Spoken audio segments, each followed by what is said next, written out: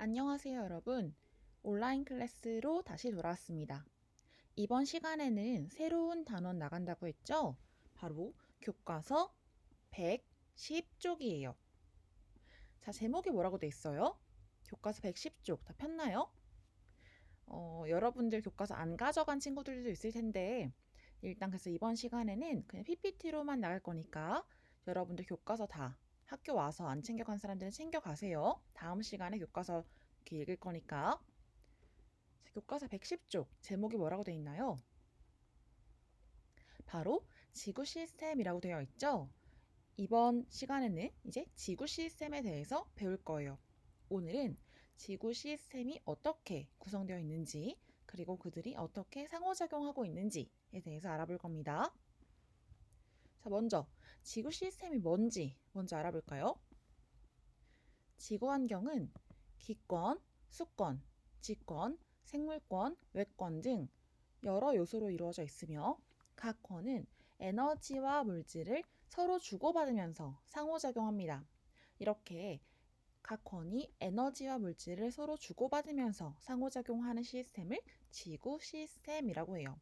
그래서 오늘은 각 지구 시스템, 기권, 수권, 지권, 생물권, 그리고 외권까지가 어떠한 것들을 정의하고 있는지에 대해서 알아볼 거예요.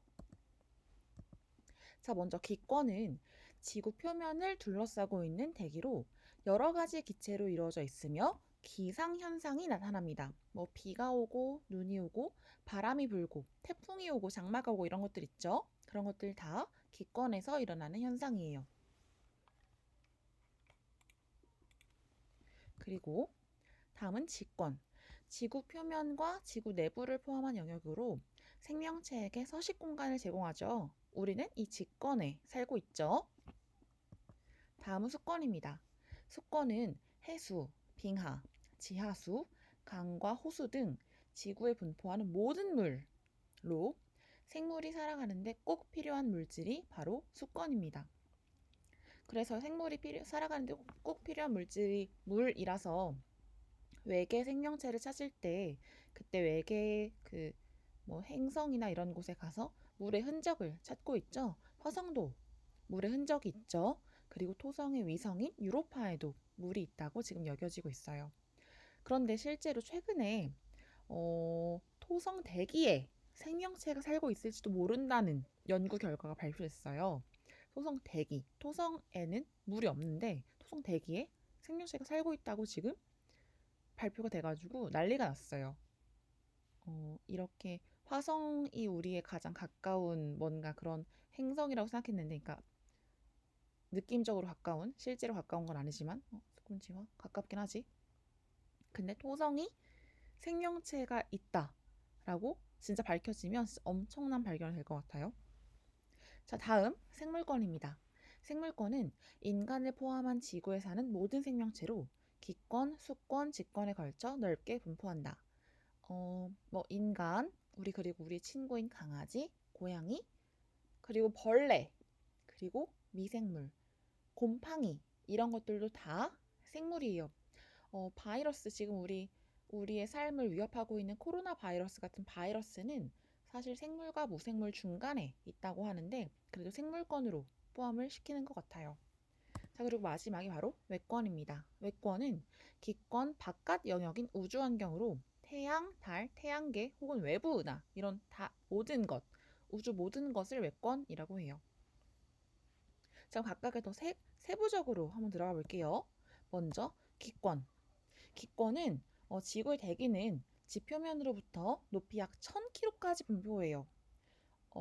실제로 그러니까 아주 밀도가 낮은 기체가 1000km까지 분포하는 건데 대략 이제 기체가 좀 많이 있다라고 하는 건 100km까지로 칩니다. 근데 100km도 엄청나게 두꺼운 거죠. 근데 1000km는 진짜 엄청나게 두꺼운 거죠. 그러니까 지구가 사실은 기권까지 치면 굉장히 큰 거예요. 지구 반지름이 6400km니까 사실 기권까지 치면 7400km로 이렇게 동그란 형태인 거죠.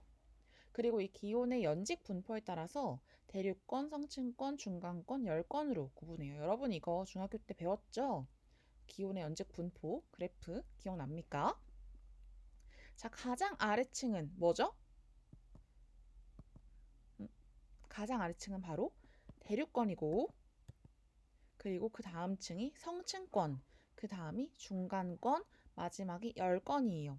우리가 살고 있는, 우리가 숨 쉬고 있는 곳은 대륙권이고, 그리고 비행기가 날아다니는 곳은 성층권이고, 그리고 오로라가 나타나는 것이 열권입니다. 하나하나 볼게요. 대륙권의 경우에는 높이 올라갈수록 기온이 낮아져요. 그러니까 가장 아래가 가장 따뜻하고 위로 올라갈수록 온도가 낮아져서 추워지는 거예요. 그래가지고 산 위로 올라가면 우리 추워지잖아요. 그게 바로 우리가 대륙권에 지금 있기 때문에 그럽니다. 그런데 이 대륙권에서는 바닥이 따뜻하고 위에가 추우니까 실제로는 원래 우리 공기 같은 걸 보면 뭐 어떤 성질을 보면 뜨거운 것은 위로 가려고 하고 차가운 것은 아래로 가려고 하잖아요. 밀도 차이 때문에. 그런데 대륙권의 경우에는 차가운 게 위에 있고 따뜻한 게 아래에 있으니까 이게 성질이 이치에 맞지가 않는 거죠. 그래서 얘가 따뜻한 건 실제로 위로 올라가려고 하고 차가운 건 아래로 내려가려고 해서 대류 현상이 일어나요. 위아래로 공기가 순환된다는 거죠. 그리고 대륙권에는 수증기가 굉장히 많기 때문에 수증기가 많다는 거는 구름이 만들어지고 구름이 만들어진다는 것은 비가 내리고 뭐 이런다는 겁니다. 즉 기상 현상이 나타나요. 그리고 비행기가 다니는 성층권의 경우에는 오존층이 있습니다. 그래서 성층권 내에 오존이 굉장히 많아요. 이 오존이 많기 때문에 태양으로부터 오는 에너지, 그러니까 그 중에서 자외선을 오존이 많이 흡수를 하는데 그렇기 때문에 높이 올라갈수록 기온이 높아집니다. 그래서 성층권까지 만약 그 산이 있다면 산을 올라가다가 대륙권까지는 기온이 쭉쭉 떨어지다가 성층권에 다다라서는 계속 이제 올라갈수록 기온이 높아지게 되는 거예요. 신기하죠? 그런데 실제로 산은 대륙권까지밖에 없기 때문에, 그러니까 대륙권 10km인데 가장 높은 산은 에베레스트 뭐 8.8km 정도 되잖아요. 그러니까 성층권까지 올라가는 산은 없는 거죠. 다음 중간권입니다. 중간권은 높이 올라갈수록 기온이 낮아져요. 대륙권과 같아요. 그래서 역시 대류 현상이 일어나요. 높이 올라갈수록 기온이 낮아지니까 찬 공기가 아래로 내려오고 싶어 하고 따뜻한 공기는 위로 올라가고 싶어 하니까 대류 현상이 일어납니다. 그런데 중간권에는 수증기가 거의 없어요.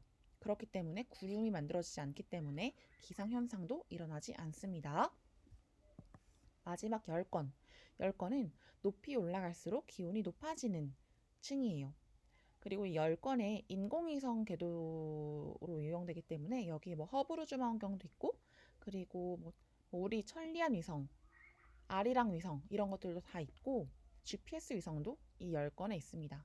그리고 쌤이 올해 초에 알래스카 갔다고 했었잖아요. 그 알래스카가 굉장히 고위도예요. 그러니까 고위도라는 거는 우리는 지금 38선 아래에 있으니까 37도, 36도 사이의 위도에 지금 우리는 살고 있단 말이에요. 우리 한국은. 근데 알래스카 같은 경우는 위도 70도, 80도 거의 그쯤 돼요. 그러니까 80도는 아니고 70도쯤 돼요. 그렇기 때문에 굉장히 북쪽에 있는 지역인 거죠. 이러한 지역은 오로라라는 기상 현상이 관측이 됩니다. 이 오로라가 뭐냐면 태양으로부터 굉장히 고에너지 입자가 지구로 들어오는데 근데 이 고에너지 입자는 지구에 자기장이 있기 때문에 이 자기장 때문에 못 들어와요. 지구 내부로는. 그런데 이 고위도 쪽에는 그 자기장이 쏙 들어가는 부분이 있기 때문에 고에너지 태양으로부터 오는 고에너지 입자도 그쪽으로 들어오는 거야. 그렇기 때문에 오로라가 발생합니다. 그 태양으로부터 오는 고에너지 입자가 지구 대기랑 만나서 반짝반짝 빛나는 거죠. 자, 그리고 이러한 기권의 역할은 외권으로부터 오는 우유회한 자외선과 그리고 유성체, 별똥별을 차단하여 지표의 생물을 보호하는 역할을 합니다. 그리고 온실 효과와 기상 현상을 일으키고 비나 눈을 내려서 지표를 변화시키는 일도 해요. 다음은 직권이에요. 직권. 우리 지구 내부가 층상 구조로 되어 있죠? 어떻게 되어 있죠? 가장 아래쪽, 가장 아래엔 뭐가 있죠? 바로 내핵이 있고 바깥에는 외핵이 있고 그 다음에는 멘틀 그리고 지각이 있습니다. 어, 지구 표면과 지구 내부를 포함하는 직권은 중력의 영향으로 여러 개의 층으로 나누어져 있습니다. 내핵, 외핵, 멘틀, 그리고 지각으로 구성되어 있는데요. 먼저 내핵은 철과 니켈로 이루어져 있으며 고체 상태로 존재합니다. 철과 니켈은 같은 부피로 따지면 굉장히 밀도가 비중이 높기 때문에 가장 아래로 중력에 의해서 가장 아래로 모인 거예요. 지구 중심으로. 그리고 외핵 같은 경우는 역시 철과 니켈로 이루어져 있어요. 그런데 내핵은 아주 압력이 높기 때문에 고체 상태로 존재하는데 외핵은 액체 상태로 존재해요. 온도가 너무 높아서 여기서 녹은 거예요. 근데 내핵도 왜 내핵은 안 녹았을까 하면 내핵은 워낙 압력이 높아서 액체 상태로 존재할 수가 없는 겁니다. 다음 멘틀은 지구 전체 부피 약 80%를 차지해요. 굉장히 아주 큰 부피죠. 그리고 유동성이 있는 고체 상태로 대류가 일어나기 때문에 지구 내부 물질과 에너지를 지표로 전달시키는 역할을 해요. 그래서 우리 화산 활동 일어나잖아요. 화산이 막 폭발하고 막 그러잖아. 그때 막 마그마가 분출되잖아. 그 마그마가 바로 지구 내부 물질, 이 멘틀 물질이 밖으로 나온 거예요. 알겠어요? 자, 마지막 지각. 암석으로 이루어진 지구의 가장 겉 부분이에요. 대륙 지각과 해양 지각으로 구성되고 우리 생명체가 살고 있는 곳이죠. 직권의 역할은 생물체의 서식 공간이 되며 화산 활동으로 대기 구성 성분을 변화시키면서 기후 변화를 일으킵니다. 그래서 실제로 옛날에 완전 원시 지구일 때는 지금 우리가 살고 있는 이 지구 같은 그런 대기가 아니었어요. 대기 구성이 아니었어. 지금은 질소가 78%고 산소가 21%잖아요. 그런데 옛날에는 질소랑 산소보다 다른 기체들이 훨씬 더 많았어요. 이산화탄소나 수증기 이런 것들. 왜냐하면 화산 활동으로 인해서 이산화탄소나 수증기들이 나왔기 때문에 그렇기 때문에 그 화산 활동으로 인한 기체가 분출되어서 그것이 1차 대기를 구성했다가 나중에 뭐 식물 광합성이라든지 이산화탄소가 물에 의해서 녹는다든지 이런 과정을 거쳐서 지금 현재 대기가 완성된 거예요. 그리고 풍화 침식 작용으로 화산 활동으로 수건에 공급된 물질은 염류의 근원이 된다라고 했는데, 그러니까 지각이 막 풍화되고 침식되고 화산 활동으로 인해서 막 그런 마그마들이 분출되고 이런 것들이 물이랑 만나면 물로 녹아드는 거예요. 그런 성분들이. 그래가지고 그 물에 녹아든 그 성분이 바다로 싹 다 모여서 바닷물이 짠 염류의 근원이 되는 거죠. 알겠어요? 자, 다음은 바로 수건입니다. 수건은 지구에서 물은 바다와 육지에 분포하며 다양한 형태로 존재합니다. 수건의 대부분을 차지하는 해수는 수온의 연직 분포에 따라서 혼합층, 수온약층, 심해층으로 구분돼요. 혼합층, 수온약층, 심해층 하나하나 보면 혼합층은 태양 에너지, 그러니까 가장 태양과 가까운 지표랑 가까운 바다층으로 태양 에너지를 흡수할 수 있기 때문에 수온이 높고 또 바람에 의한 영향도 받아요. 그래서 바람에 의해서 해수가 혼합되어서 혼합층이라고 부르는 거예요. 그래서 혼합이 되니까 수온이 혼합층 내에서는 거의 일정하고 바람이 강할수록 더 잘 혼합이 되어서 혼합층의 두께가 두껍게 나타납니다. 그리고 수온약층 같은 경우는 이것은 수심이 깊어질수록 수온이 급격하게 낮아지기 때문에 안정한 층이에요. 그래서 이에 따라서 해수의 연직 운동이 일어나기 어려워서 혼합층과 심해층 사이의 물질이나 에너지 교환을 차단합니다. 그러니까 여기서는 아래로 갈수록 온도가 낮기 때문에 대류 현상이 일어나지 않는 거예요. 그래서 굉장히 안정한 층이에요. 마지막 심해층은 태양 복사 에너지가 도달하지 못할 정도로 아주 깊기 때문에 수온이 굉장히 낮아요. 뭐 거의 0도는 아니고 뭐 1도, 2도, 3도 이쯤 됩니다. 그래서 계절이나 깊이에 따른 수온 변화가 거의 없어요. 여기는 심해에는 굉장히 이렇게 빛이 안 들어오기 때문에 이렇게 실제로 빛을 만들어내는 그런 생물들이 사는 것이 특징이에요. 이 수건의 역할은 생물에게 서식 공간을 제공하고 물질을 공급합니다.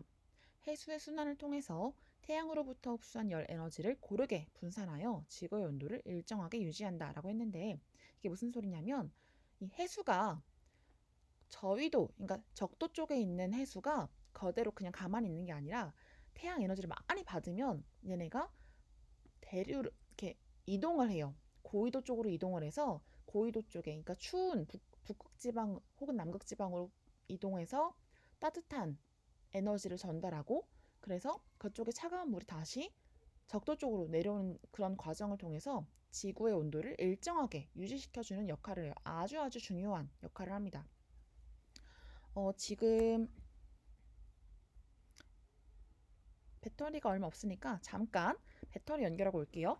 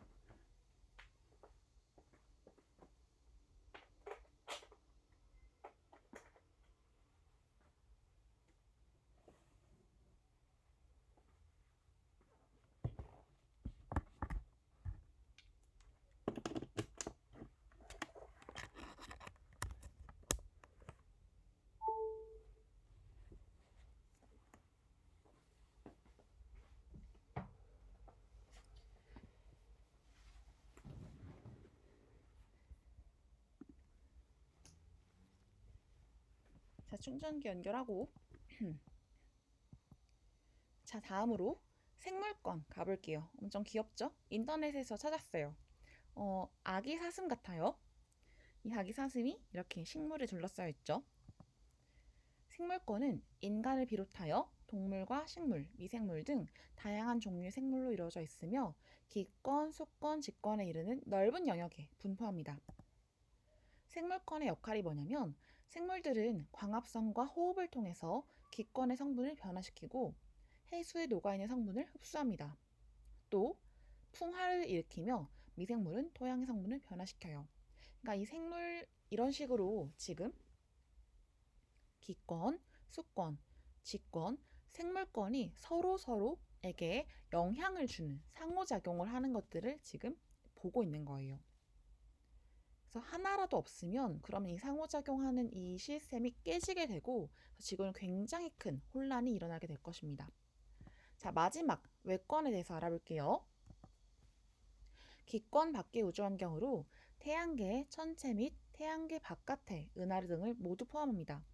외권에서 오는 태양 에너지는 식물의 광합성에 이용되며 대기와 해수를 순환시키는 에너지원이에요. 그러니까 굉장히 중요한 에너지죠. 태양 에너지.